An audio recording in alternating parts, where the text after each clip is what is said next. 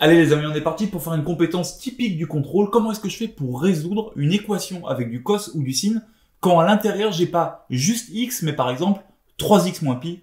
On se fait ça tout de suite, c'est hyper méga simple.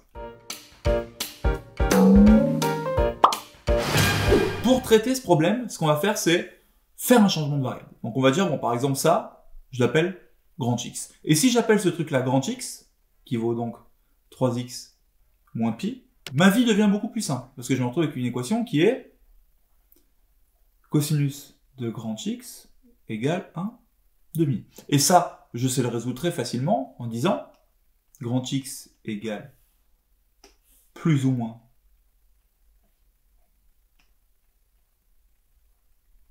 pi sur 3 plus 2k pi avec k appartient aux entiers relatifs.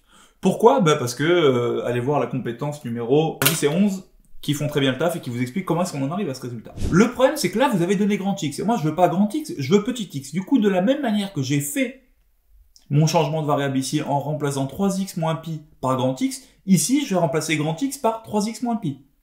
Donc, 3 petit x moins pi est égal à plus ou moins pi sur 3 plus 2k pi.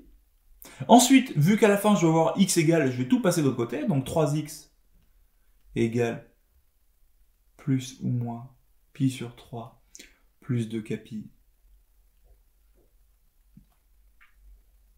plus 2k pi plus pi. Donc j'ai pris mon moins pi, je l'ai transformé en plus pi. Alors on va régler cette histoire de 2k pi plus pi. Donc ça me fait plus ou moins toujours pi sur 3, ça je ne l'ai pas changé. Plus pi facteur de 2k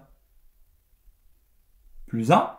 Et là, regardez, il y a un premier truc marrant. C'est qu'on est passé à pi facteur de 2k, ce qui veut dire un nombre pair de pi, à 2k plus 1 pi, un nombre impair. Donc ici, vous n'avez pas besoin de vous en soucier tant que ça, mais ça veut dire qu'en fait, là, on va prendre notre résultat et y rajouter un nombre pair de pi, alors que là, on va prendre notre résultat et y rajouter un nombre impair de pi. Petite phrase à noter comme ça. Ensuite, il me reste toujours ce 3 qui m'embête. Je vais le passer de l'autre côté. Donc, x égale plus ou moins pi sur 3 plus pi facteur de 2k plus 1 sur 3. Et j'ai un résultat final qui me donne x égale plus ou moins pi sur 3, ça me fait pi sur 9, plus pi facteur de 2k plus 1. Et alors là, c'est là l'erreur à ne surtout pas faire, il faut absolument diviser aussi le pi facteur de 2k plus 1 par 3. Il n'y a pas de raison que votre sur 3, vous l'ayez appliqué que ici. Donc le résultat final, c'est ça, avec k, appartient aux entiers relatifs. Donc il faut vraiment que vous vous disiez, bon, attends, ce que je fais finalement, c'est vraiment juste une histoire de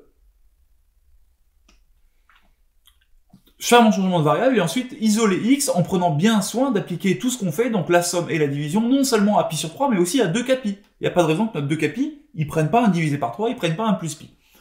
On vous a mis plein d'exercices en dessous. Moi, je lance un petit défi en commentaire à ceux qui y arrivent. Il y a grave moyen de régler ce problème, peut-être plus simplement, en utilisant les angles associés. Donc ceux qui ont la motive, go faire la réponse en commentaire, parce que régler ça avec les angles associés, c'est légèrement plus simple et c'est tout aussi balèze. À vous de jouer, vous êtes des champions.